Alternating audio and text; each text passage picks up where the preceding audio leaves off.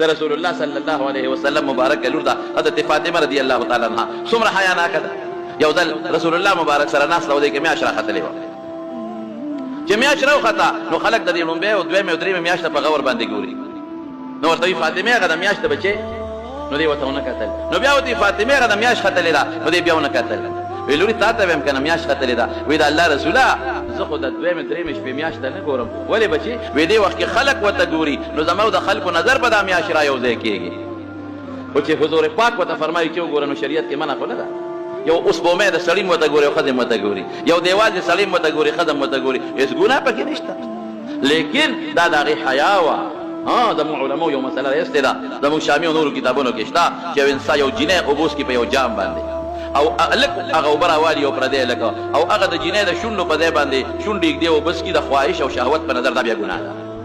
ته تلذذ حاصلې، ته لذت حاصلې د پردی جینۍ د هغې جام او د اوبو نه چې هغې پې اوبه دا بیا ناروا دي، دا بیا ګناه ده. نو دا خو چې حضور پاک ورته وایي وګوره هغه د میاشتې نو ګناه د کم ځای نه شوه، خو د هغې حیا حضور پاک رد نه کړه. دی ورته ونیو چې بچې نه ګوري دې سړي اتم ورته ګوره، نو ګوره دا د هغې حیا. او چې کله وفات کېده ماشاءالله نو وصیت یې وکړ.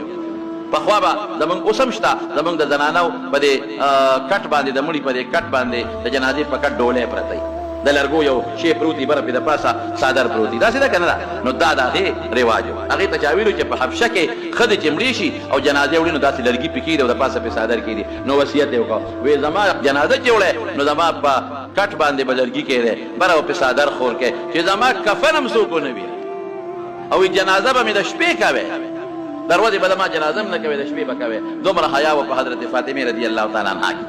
او دا یوازې په هغې کې نه، په ټولو امهات المؤمنین کې بیبي اسما د حضور پاک خینې ده، د عایشې بیبي خور ده، خینې ده. او په زبیر واده ده، او زبیر د رسول الله مبارک د ترور زوی د حضرت صفیې. او په بخاري شریف کې حدیث دی، نبی علیه السلام سره د صحابو په لاره را روان.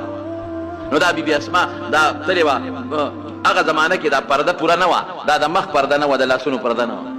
نو ښځو به هم په پټو کې کار کوو، سړو به هم په پټو کې کار کوو.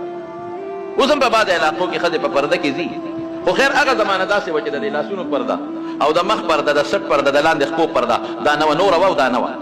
نو ښځې به هم پټو ته تلې او کار به یې کوو. نو بیبي اسما وایي زه پټي ته تللی وم، نو د کجورو هډوکې مې راغونډ کړي او په شکرۍ کې مې اچولي وو چې دا به کجورې مارغان خوري، دا به یو سم کور ته نو اس ته خلک اوښانو ته به یې د کجورو هډوکې اچول، اسونو ته به هم اچول، یا دا زړې کجورې به وې دا به یې اچولې، دا به یې په شوق خوړلې. نو امې شکرۍ کجورې شکرۍ مې په سر وه. وی دې کې حضور پاک مبارک سره د صحابه وه.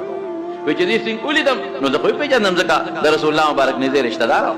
نو زر یې راته اوښ سملاو، اوښ ته یې هغه کخ کخ نارې کړه چې هغه سملاسته، او ما ته اشاره وکړه چې راځه شاته په زنانو د ناستې به شاته بل محفوظ ځای و، شاته کښېنه ورباندې. یاره وایي چې ما داسې وکتل صحابه وه سره ډېر زیات حضور پاک سره. نو حضرت زبیر ته وایي خپل خاوند ته، وی زبیر ستا غیرت را مخکې شو، نو یې ور نه رالم، یعنې زړه مې کېده چې شاته سوره شم، ځکه پڼ مې هم په سر و او رسول الله مبارک او شا ورسره ملګري هم دي. وایي ستا غیرت را مخکې شو زبیره چې تا له به غوسه درشي چې دومره سړو په منځ کې د حضور پاک سره شاته ناسته وي. نو ما حیا وکړه ور نه رالم. نو رسول الله مبارک را باندې پېښ شو، نو اوښ یې پاسه او سره د خپلو ملګرو روان شو.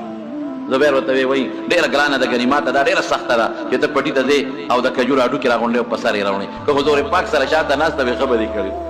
دا حیا داسې